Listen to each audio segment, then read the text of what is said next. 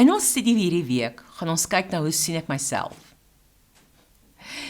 Die opskrif op Markus 9 vanaf vers 30 tot 37 sê, die grootste in die koninkryk van die hemele. Nou, hier het Jesus gedeel met mense se gesindheid. Die disippels het onder mekaar gestry oor wie's die grootste. Net so is dit vandag ook. Wie is die hoof van hierdie afdeling? Wie is die hoof van hierdie afdeling? Kan ek met die bestuurder praat? Almal wil altyd net met die grootste ene praat, want as ek met die hoogste ene praat, dan gaan ons 'n verskil maak hieronder. En die disippels het so onder mekaar gestry. Wie is die grootste in die hemel? Wie is die naaste aan Jesus? Nou gaan ek wil gou 'n ander gedeelte inbring hier. In die Joodse geskiedenis is die een wat die grootste is, was die een wat reg agter die rabbi of die onderwyser geloop het. Want die onderwyser as hy geloop het hy stof opgeskop, want dit was woestyn. En die een wat die meeste stof het, hy is die wysste van almal, want hy kan die naaste aan die rabbi gewees het. Dit is wat hulle geglo het. So nou kom die disippels en hulle stry almal, wie gaan die naaste aan Jesus loop? Wie gaan die meeste van Jesus se stof opgaar? En hulle stry, want die een wat hier op aarde die meeste kan opgaar, gaan in die hemel heel moontlik die naaste aan hom sit. En so dikwels het ons dieselfde. Hulle noem dit sibling rivalry. Ons noem dit gossip in 'n werksituasie. Ons noem dit kliks in die kerk. Want ons altyd exclude, maar ek gebruik so Engels en Afrikaans, want dit is die taal wat ons kan beste verstaan. Ons wil altyd iemand uitsluit. Ons wil altyd oor iemand anders skinder. Jy skinder net oor iemand wat beter is as jy. Hoekom? Want daai persoon doen iets wat jy graag wil doen, of daai persoon het iets wat jy graag wil hê. Jy sal nie oor die boemelaar op die straat skinder nie. Jy skinder net oor iets. Wanneer jy onveilig voel, onseker voel, dan moet jy die ander persoon afkraak. En hier kom die disippels en hulle het bekleierery onder mekaar. En toe kom Jesus en sê, waaroor het julle gepraat?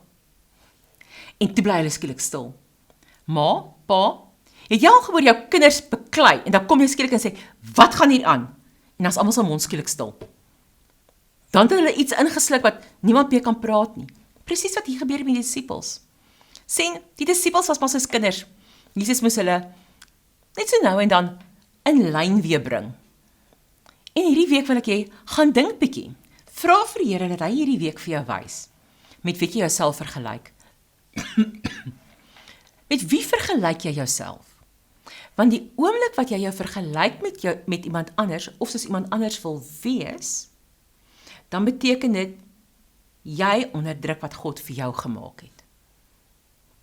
Wie jy is. Jy is nie tevrede met wie jy is nie. God was tevrede met jou, dis hoekom hy gesê het, jy kan kom, maar nou pas jy skielik nie in nie. Hoekom? Want jy vergelyk jou met die wêreld. Wat sê Jesus? Word soos 'n kind. En ons wil nie soos kinders wees nie, ons wil asseblief net volwasse wees, ons wil net mature wees. Here sê, word soos 'n kind, want dan sal jy die koninkryk sien. So, in hierdie week gaan sit en sê, Here, oor wie het ek gepraat? Wie het ek geskinder oor? Oor met wie het ek my vergelyk?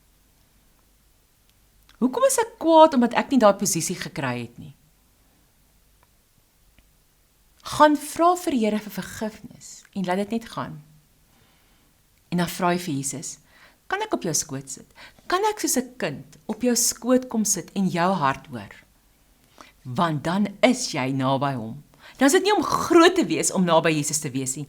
Dan is jy in jou kindskap naby hom en hoor jy sy hartklop. As ek lank as hom sit en ek's groot in die hemel, kan ek nie sy hartklop hoor nie. As ek 'n kind is en ek op sy skoot klim, kan ek sy hartklop hoor. Kry vandag en in hierdie week jou hart in lyn met God. Want hy stel sy disippels reg en sê, nee, moenie beklei oor wie's groot nie. Kom ons kyk wie's kind. En jy wat kind is, jy sal hoor en jy sal verstaan. En dis wat hy vir hulle hier probeer sê. Mag jy dit hierdie week beleef. Mag hierdie tyd in hierdie week se studie vir jou so naby aan God bring, dat jy sy hartklop hoor. Dat jy verstaan, sy hartklop is liefde vir jou en vir my. Ek seën jou met goddelike liefde in Jesus naam. Shalom.